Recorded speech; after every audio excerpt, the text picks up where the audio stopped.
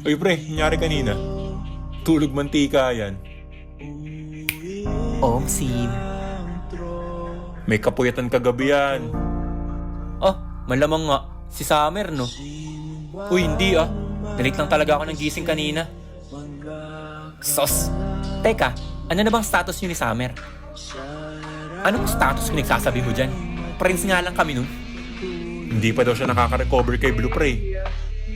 Ah, kaya pala. Kaya pala kanina panay yung tingin niya kay Blue. Uy, hindi ah. We, hindi ka affected na partner sila ni Cloud? Hindi nga. Matagal ko nang sinabi sa inyo, di ba? Wala na akong pake kay Blue. Tapos na ako kay Blue.